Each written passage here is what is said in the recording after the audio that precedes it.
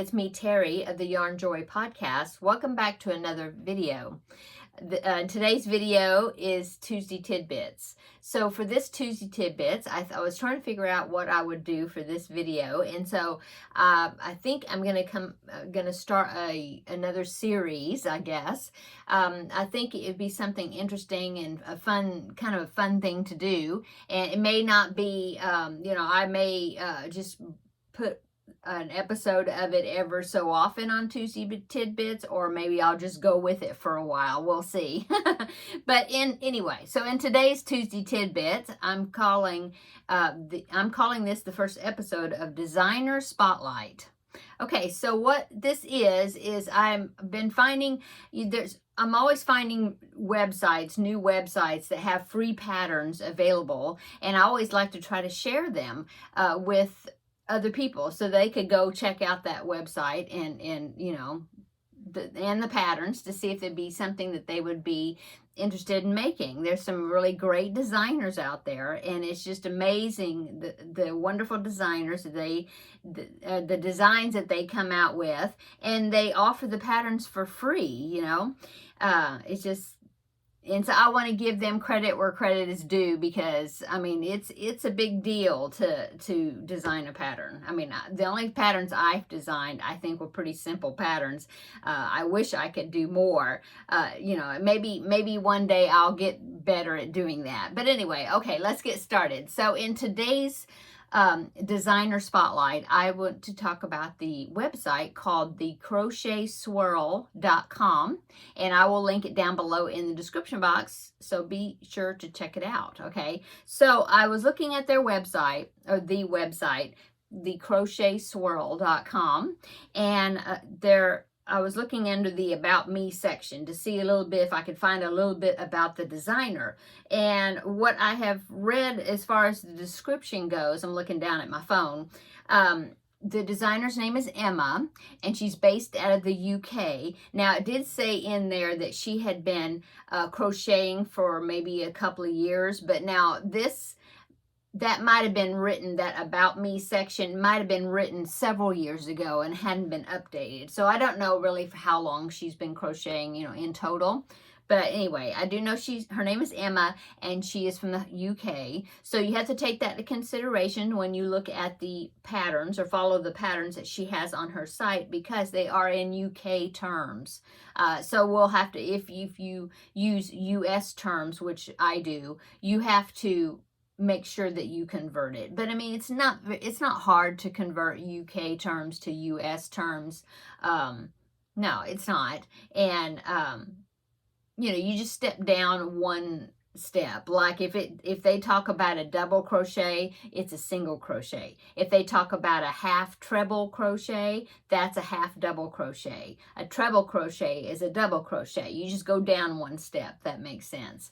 Anyway, I was looking at this website, and she has most of the patterns that are on there are blanket patterns. Now, she does have at the bottom of her page where she has her free crochet patterns. At the bottom, she has a few scarf patterns, and I can't remember if there was anything else besides that, but she has quite a bit of blanket patterns. And why I found this in the beginning, I think I was searching for, probably because I'm always searching for scrap projects, scrappy blankets that you can use leftover yarn with.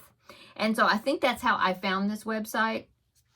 I think because a lot of her blankets, they look like they're made, they have like multiple colors, and it looked like they would be perfect patterns for to use leftover yarn and yarn scraps and things, because there's quite a few that are squares or not rectangles. Well, does have a rectangle blanket pattern in there, but squares put together, different squares, like granny squares and those type. There are some that are in strips. Anyway, so I looked through her patterns, and I wanted to go ahead and showcase a few of them, the ones I had picked out that I especially think are really would be they look like they would be fun patterns to make. So let's go ahead and talk about some of them. Okay, so I have 1, 2, 3, 4. I have 4 of them that I wrote down that I wanted to share with you to give you an example of the projects that are on her website. So the first one is called and I don't know if I'm pronouncing it right, but it's the Mondrian window blanket. Okay, and so I'll pop in a picture right here of that blanket. I just got the picture off of her website. Okay, and so as you can see, it looked like it'd be a perfect pattern to use leftover yarns. Just pick out, a group of as many colors as if you wanted. Even you could do a group of maybe 6, 7 colors that you use throughout the blanket, or and then she's got like one main color that she links them all together. So those individual squares, it looked like they were, because I was looking at her tutorial, or her pattern, and she's got a lot of pictures that kind of take you step by step. Plus, she does have a YouTube channel, so I will link her YouTube channel below as well. And now I just looked at one of her YouTube tutorials on these blankets, of that particular blanket, and I don't think she, or at least the one I saw, she doesn't speak. It's just set to music. She doesn't speak in the pattern or in the video, but she has like the description of things and what she's doing, like written on the screen, so you can see that. But there's the written pattern is on her website. Okay, anyway, some of it is like join as you go type things, and then some of the squares she said that you could put them together however you want to put them together, whip stitch them or whatever. But anyway, so I thought that was an awesome pattern. Let me show you another one. This one is called the Violet Blanket. So here's that picture. I took a screenshot of that one so you could see it. So there's that one.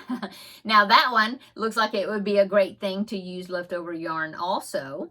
And that one, as you can see, is made in strips. So that would be a nice portable project. Also, besides, if you don't want to do squares, which that's portable, you could do these strips, and then, then there's like a piece that connects them all together. Anyway, I thought it was a cool pattern. Okay, so there's that one. Now, this pattern I was going to show you is a star blanket, and I've never seen or haven't done one like this. This one is called the Granny Star Blanket, so it's used the granny stitch. So there's that one. Isn't that cool?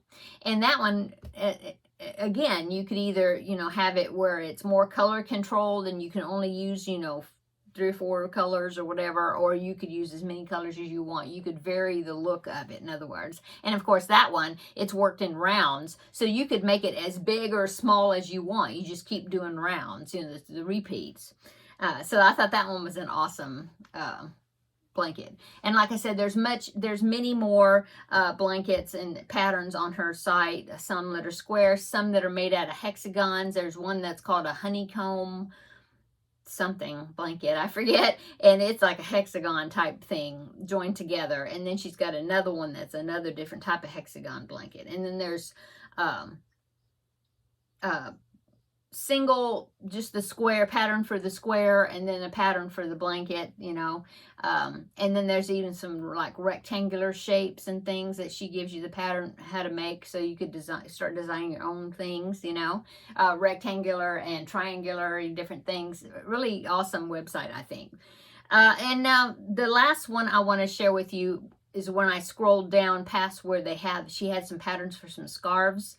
At the bottom, it was called the Granny Square Wall Hanging, and I thought it was such a cute idea, and I want to do that. I think I have a great place to put it. So let me show you that picture. There it is right there. Isn't that cute? Made up of the granny squares, and the granny squares are connected together, and then you have those like fringe hanging down at the bottom. I just thought it was so cute. And I always have the little banner right there where it's got on that dowel at the top.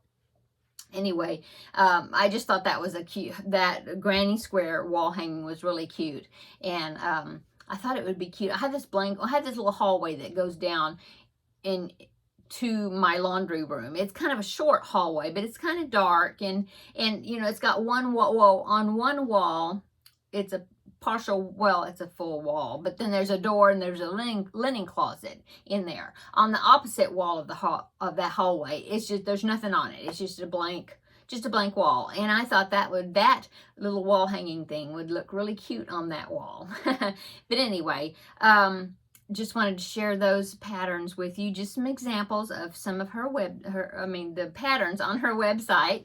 And so yeah, go ahead and check out the crochetswirl.com. I believe that's exactly the way it is, and I'll link it down below. I'll link the website, I'll link her YouTube channel, and go, check it out.